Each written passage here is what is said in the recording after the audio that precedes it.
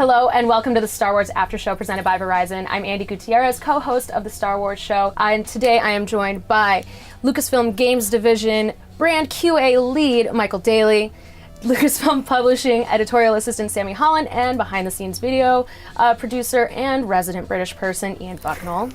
Welcome, guys. So today we are talking Ahsoka, which Sammy was kind enough to bring to display here. So today on the show we had Ashley Eckstein on to talk about the Ahsoka novel, which she's doing the audiobook of. And so the book comes out next Tuesday, right, Sammy? Yep, October 11th. October 11th. Mm-hmm. You know, I haven't read the book yet, but I plan on picking it up right away. Yeah, the book is really exciting, and it kind of fills in the blanks between Clone Wars and Rebels, so it really helps fans understand what happened to her. And it's in this great young adult format, so we're bringing in casual fans, core fans, sci-fi fantasy fans. As you said that it was young adult, and I've noticed that like the Star Wars young adult books, they don't really fit, I think, what we think of young adult. They're not, you know, dumbed down or anything. Like Claudia Gray's Lost Stars is one of my favorite Star Wars books of all time. Yeah, it's fantastic. It's fantastic, but it wasn't like a teen book. It was a fully fledged novel. Yeah, definitely. And we're really trying to like bridge the gap between the films and the books, and I think that's what we're doing in the YA sphere. And actually, this one's our second. I think Lost Stars was our first one, so we're still trying to figure that out and where we go with that. So, I mean, Ahsoka's a really interesting character that, you know, we've all kind of grown to love. Personally, I was one of the people who wasn't really super fond of her in the beginning, but she's taken on a really strong place in our community. What was like your personal connection with her like? Dave's talked about a lot how when she first came out, like, everyone was unsure if like people would like her. They're like, okay, people are probably not going to like her necessarily because they're throwing her with Anakin, who people love. And like, you know, I was definitely one of the people that, like, as she got growing more and more episodes, she just became this really interesting, unique character. And her arc, I think, through the Clone Wars, because Clone Wars is one of the most interesting parts of the Clone Wars series. I grew up watching the prequels, so then I got into Clone Wars before I started working here, and I really just connected with her. She's just, you know, a badass female character that we haven't had before. It seems like really timely to bring out a young adult book. People think of Ahsoka as this new character, but it's 8 years since we met her, so it's like kids have literally grown up watching her and growing with her. And what I love about Ahsoka personally, working at Lucasfilm, is that I think she's a great point of view character. She's a great entry-level character into the world of the prequels. When you look at the world of the prequels, a lot of the characters have very established archetypes and jobs, like I'm a senator, I'm a Jedi, I'm a politician, I'm a smuggler, but Ahsoka is this kind of comes to us like she's not fully formed. We don't have this expectation of who she is and where she's going. Mm-hmm. And I think that was an amazing blank canvas for Filoni and team to take her all the way through to where we last saw her in Rebels.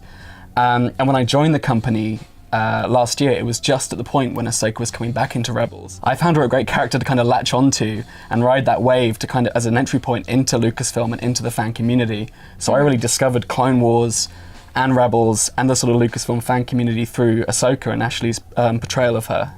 And Ashley's so brilliant as Ahsoka. She's so great. She's so amazing. It's perfect. Yeah, hearing that she's going to be doing the audiobook, like I don't usually listen to audiobooks. I tend to stick to like reading them. And I definitely, this might be the first Star Wars audiobook I pick up just because I want to hear her be that character again. Yeah, I know we briefly talked about audiobooks in another episode, but my boyfriend's super into audiobooks. All of the Star Wars novels he reads, he listens to because he's like driving or whatever. And when I told him about this, he was super excited. And I'm usually the one that's reading them, but I think I might have to pick up the audiobook for this one too. It's really exciting. Touching on Ahsoka's life at this point between Clone Wars and Rebels, I think also gets into a space that a lot of our fans really want to have built out. You know, a lot of the people that wanted Clone Wars finished can start seeing stories, you know, in other forms that are filling in these gaps. You know, what do you guys think about the place that novels and books and stuff novels and comics can fill for our fan community? Because it's really important. What's great about these books is that you get the sense that it is all one big story. You don't feel like we've abandoned the Clone Wars, especially when you pick up threads like Asajj Ventress in Dark Disciple, or Ahsoka, or Rex in Rebels. Like, you really feel like these are characters that are cared about and really curated and really guided, and everything has a ripple effect when characters touch each other and meet each other and carry through the original saga and into The Force Awakens. Like, there's a plan for all of them, and that's kind of comforting in a way as a fan. Like, you know that no one's getting forgotten about, no one's getting left behind, and the threads will get tied up somewhere. And Star Wars books are something that's been very important to the community. Like, all of you guys are here because you really enjoy Star Wars books. I know you've been reading a lot of them, throughout your fandom. Can you tell me a little bit about how they've helped you build your fandom, what kind of place they hold for you? Yeah, for me, like, I had a period where, like, the books were really one of the things that kind of kept my Star Wars fandom active. Like, while we weren't having new movies and stuff like that, the books, there would always be new books coming out. And, or I'd pick up old books, like the new Jedi Order series. I never got to finishing it, just so many books. But there's like 11 in that one, right? I think there's even more than that. There's I think a lot it's like, more. yeah, it's like 15 to 20. No, really? Yeah. Oh, oops. So, like, I never finished it, but, like, I really enjoyed a lot of those books. And, like, the Darth Bane trilogy, I think that's my favorite, like, Star Wars trilogy of books, like, I've ever read. Yeah, they're really fantastic. And so, like, for me, like, it's great to see these new books and kind of be held in the same, like, continue the stories we see in, say in Rebels or the Clone Wars and in the films and stuff. And it's really awesome. Yeah, I've always grown up watching a movie, and then hopefully there's a book that's an accompaniment or something like that to help delve deeper into the story. And that's what I think Lucasfilm does a really good job of. We have these amazing films and more films coming out and more content being created. It's an incredible time to be a Star Wars fan.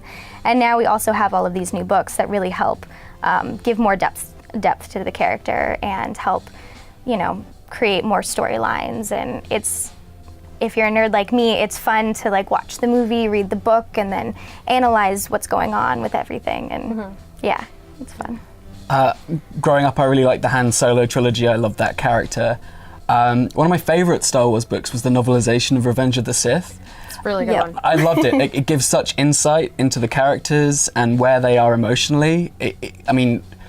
Obviously a movie is not like a TV series or a book. You can't fit all of that stuff in, but I really felt like that book did an amazing job of just getting inside Anakin's head and making you like appreciate why he made some of the choices he did. And there was a great pathos and sadness there that I really responded to. And I love that some of the new run.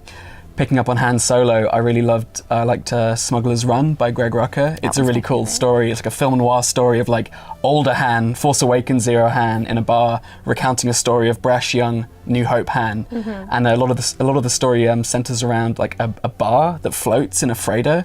It's like a smuggler's bar, like the kind of hive and scum of villainy you'd expect. But the cool thing about it is when the feds come, it can fold up and like fly away to a location. So I really want a Star Wars story to come along where that bar can just land anywhere. Like it can land on Jeddah or it can land somewhere. And I'll be like, there's that bar.